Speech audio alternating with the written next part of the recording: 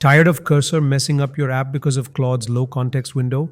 Well, today I've got the solution for you. This is a wallpapers app that I developed using Cursor. It has some pretty nice functionality and a really clean UI. You can even download wallpapers. As I mentioned, I built this in Cursor, and the best part is that I didn't run into any stupid mistakes. That's because I used Taskmaster AI, which helped prevent context overload. Thanks to that, I was able to stay in a single chat and build the entire app without any issues. Now let's dive in. I'll show you how to install it and then walk you through how I built the app using this tool. Let me guide you through the installation first, and then I'll show you how I actually built the project. First of all, you need to install it. Now, there are two ways to do this. You can either install it globally using the -G flag or install it for a single project. Here, I've installed it globally. After installation, you need to initialize it in your project directory. For example, since I installed it globally, I'm going to copy this command,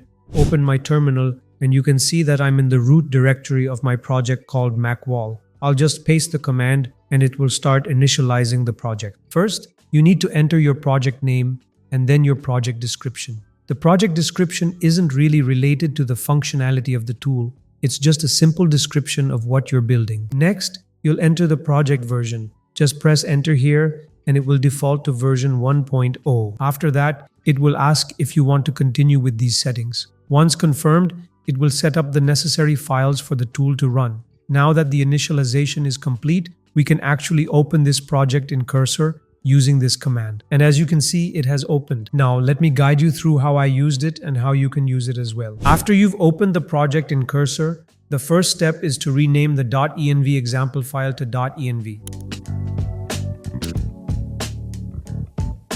Once that's done, you need to enter your API keys. Basically, there are two API keys you need to add. The Anthropic API key is necessary for the tool to function because it uses that to break your plan down into chunks and guide the agent through those steps one by one. However, the Perplexity API key isn't required. If your project requires external data, then you'll also need to add it because it is by far the best search tool out there. This will enhance the planned tasks significantly. So just paste in your API keys. I'm sure you can easily find them, but if not, just ask ChatGPT. It'll easily guide you.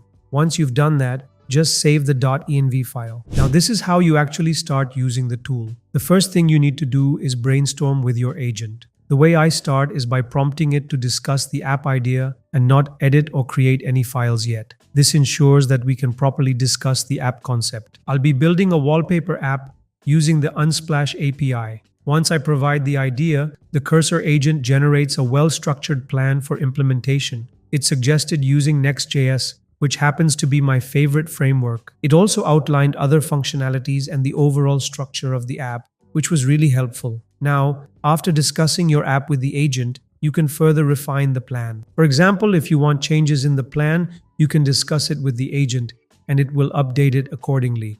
Once you're done with the discussion, the next step is to ask the agent to generate a PRD using the example PRD file. You have to explicitly reference this file so that the Cursor agent understands it should use the example as a template. The newly generated PRD should be saved as prd.txt in the scripts folder. This step follows a specific template prompt, which is all clearly written in the README. I highly encourage you to read it as it provides an in-depth explanation of how the tool works along with the available commands. Once you ask the agent to generate the PRD, it will analyze the example PRD and create a new one based on your discussion. You'll see that prd.txt gets generated. The next step is to ask the agent to parse prd.txt and generate tasks. Now, the Cursor agent itself won't execute this directly. Instead, the creator of this tool has defined specific Cursor rules that dictate how the agent works. These rules allow specific keywords to trigger specific commands, all of which are documented in the README. By following these rules, the Cursor agent knows which command to run and executes them. Now, it'll run the Taskmaster AI tool. Here's something important to note. For some reason, the command that Cursor chooses by default includes an input flag, which is incorrect. You need to remove the flag to ensure the correct command runs. Once that's done, you'll see the tool start processing the prd.txt file. It calls the Claude API to generate tasks. It wrote 10 tasks and then executed its own command. The interface is actually pretty good, and it even listed all the tasks clearly. You can also see that the interface includes task priorities and tasks are interdependent. The agent recognizes these dependencies and executes tasks accordingly. Once everything is set, the agent asks if it should begin working on the first task. Now let me show you how the tool works, how it changes the workflow of the cursor agent, and how it guides it in a more structured and planned way. Before starting, I asked it to switch to another directory,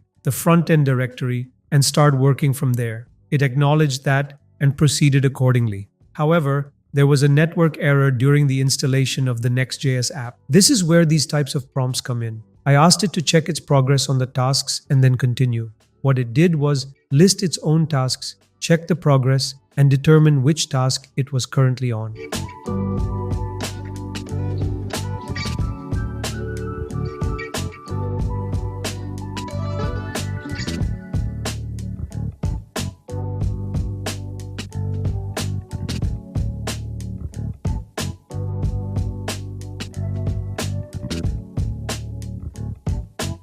From there, it recognized that it was still on task 1. You can see here that it meant to start task 1, and after confirming that, it proceeded. It initialized the Next.js project and installed the dependencies. Once that was done, you can see that it updated the task status and then continued with the next tasks. It called the Taskmaster tool and updated task 1's status from pending to done. The cool thing about this tool is that it didn't need to keep track of what needed to be implemented next in its context. It simply listed the next task and continued accordingly. It saw that task 2 was to implement the Unsplash API integration, so it proceeded with that. Now, I'd also like to point out that while planning the second task, it used the Perplexity API. This was a small error, but it corrected itself. The reason it used Perplexity was that it needed to research the API structure and requirements to properly integrate it into our app. It also broke down task 2 into smaller subtasks since it considered this a larger task. After that, it started task 2 and updated its status from pending to in progress. It added all the necessary dependencies and began working on the implementation.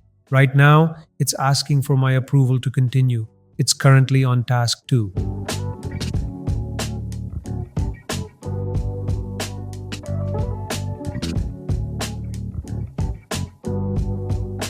Another thing I want to highlight is the README file. I previously recommended reading it because it explains how the tool works and also details how you can control the agent via prompts. For example, the README provides a really good use case, implementation drift. When you're implementing a plan and decide to make changes, the Taskmaster workflow isn't rigid. You simply need to tell the agent that you've changed your approach, list the modifications, and instruct it to update future tasks accordingly. What happens next is that the agent generates a new command and uses Claude AI to adjust the upcoming tasks based on your changes. So, it's not a rigid workflow. You can interrupt the agent anytime and modify your plan mid-implementation. It's a really cool tool that provides a structured yet flexible approach to working with the cursor agent. So, an update on the app and where it is right now, it's currently on task 6, which is implementing the search functionality. Before starting task 6, it automatically checked its dependencies